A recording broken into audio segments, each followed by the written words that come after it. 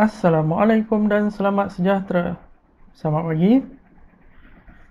Alright, seperti tajuk video saya kali ini, saya nak memberi sedikit penjelasan ataupun memberi sedikit info perbezaan antara Mbps dengan Mbps. Benda nampak sama, tapi sebenarnya tak sama. Dia berbeza. Dia berbeza pada huruf B. B huruf kecil ataupun B huruf besar. Berbeza. Mbps, B huruf kecil ni, bermaksud megabit per second.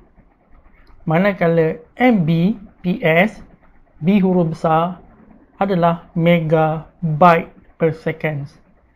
Bits dengan bytes tak sama, tapi boleh dikaitkan dengan formula. Formula dia sangat simple lah. Jadi apa beza bit dan apa beza byte? Itu satu. Dan apa benda tu sebenarnya megabit per second dan megabyte per second? Okey, megabit per second atau megabyte per second ni adalah kelajuan perpindahan data ataupun data transfer. Tak kisahlah daripada satu tempat ke satu tempat, kelajuan data tu. Kalau megabit, dia dihantar dalam bentuk 1 bit, 1 bit, 1 bit.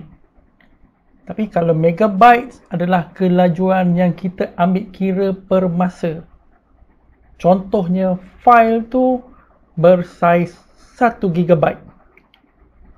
Okey, kita nak pindahkan daripada, katalah daripada thumb drive, nak pindahkan kepada hard disk, internal hard disk.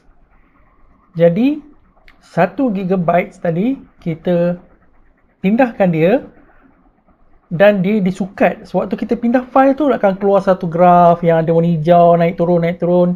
Kat situ dia memberitahu kelajuan dalam unit byte. Jadi kat situ dia bagi tahu, okey, katalah 100 megabyte sesaat.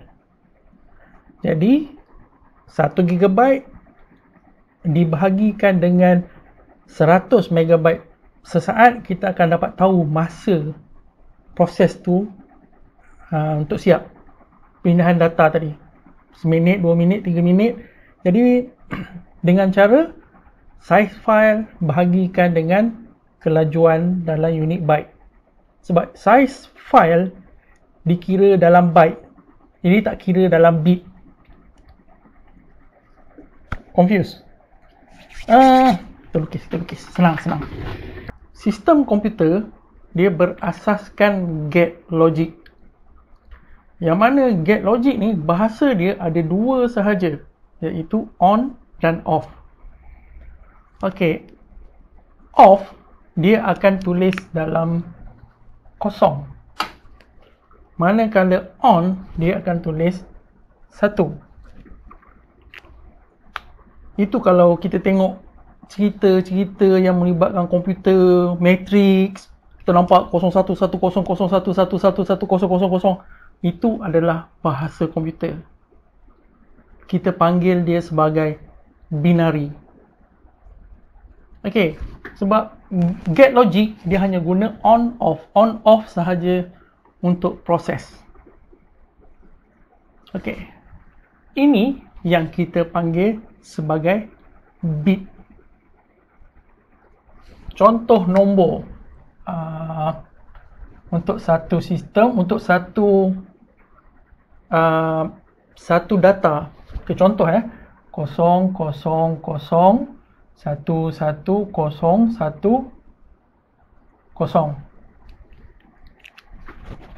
Tak ada dapat dah. Okey, kosong belakang ni. Okey, dapat tak ada. Daripada nombor-nombor ni, setiap satu nombor adalah 1 bit. Sebab dia boleh jadi macam-macam. Dia boleh jadi 000 00101. Setiap satu nombor adalah satu bit. Okey. Ni kira bit. Manakala satu byte dia ada 8 bit. Macam ni. 1, 2, 3, 4, 5, 6, 7, 8. Jadi satu ni dia adalah byte.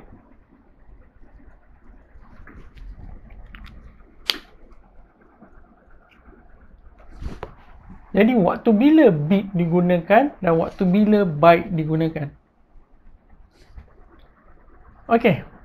Bit ni biasa kita guna untuk perpindahan byte.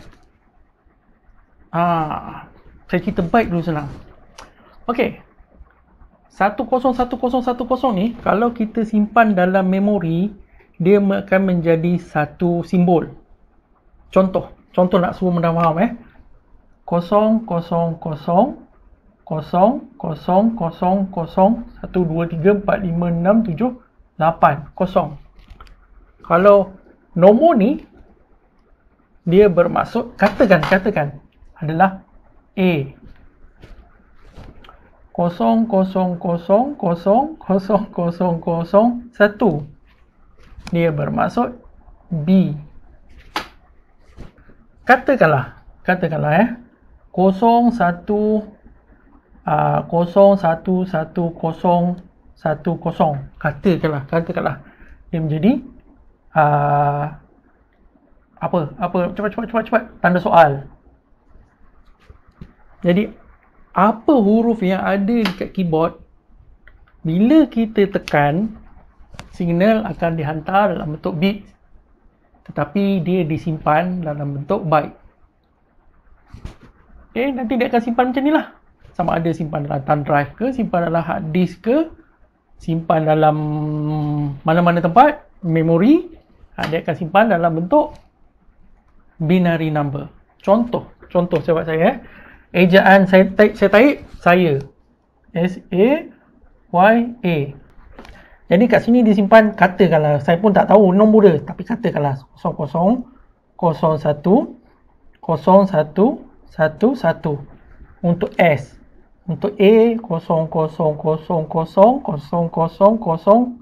1, 2, 3, 4, 8. Untuk A. Untuk Y 01110110. Untuk Y. Untuk A balik 00000000. Macam itulah dia akan disimpan di dalam memori dalam bentuk binary number. Jadi apabila korang menaik surat panjanglah kod ni akan disimpan. Dan setiap dia akan dipanggil sebagai satu byte. Betul kerja byte macam tu? BYTE. Lebih kurang lah, saya pun dah lupa. Rasa macam betul dah. Okey, satu byte. Kalau korang type surat cinta panjang, banyaklah byte dia.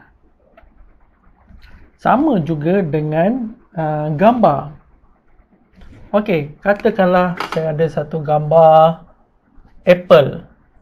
Macam tu, apple. Dekat gambar ni dia akan pecahkan kepada pixel. Pixel ni maksudnya poin-poin kecil yang ada dekat gambar.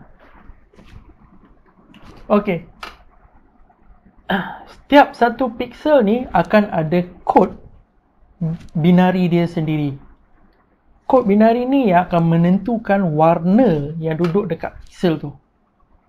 Yang korang biasa dengar gigapixel, sensor kamera, sensor handphone. Gigapixel tu bilangan pixel yang ada dalam satu gambar. Katakanlah dekat point kat sini lah. Point kat sini dia berwarna putih. Tak ada warna. Jadi dia pakai kod ni balik. Katakanlah kita katakan 0000 ni adalah warna putih.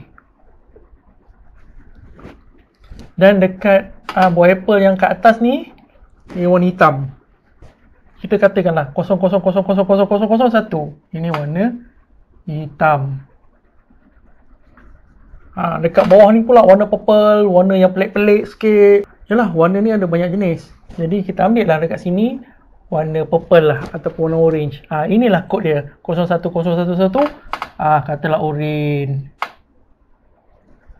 Jadi untuk satu keping gambar ni, katakanlah sekeping gambar ni bersaiz 1 megapiksel. Okey, jadi dia ada mega sejuta piksel dalam ni.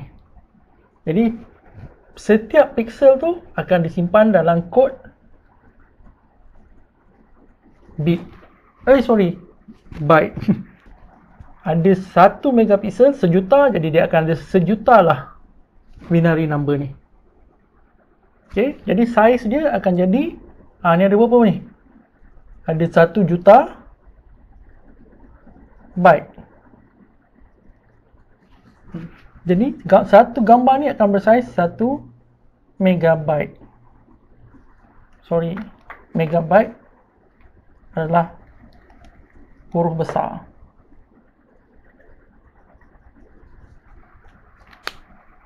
Clear? Okay? Alright. Ini cerita byte. Cerita bit pula. Bit pula adalah cara ataupun kaedah komputer dia nak hantar data ni. Okay, dia nak hantar data. Contohnya, saya nak pindahkan gambar ni daripada memory card nak pergi kepada thumb drive.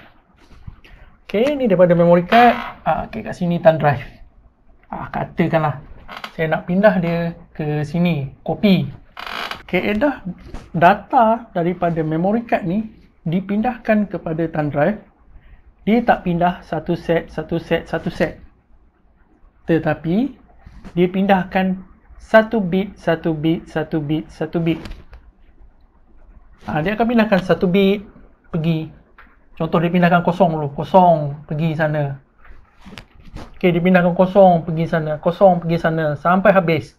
Lepas tu dia akan simpan kat sini dalam 8 bit.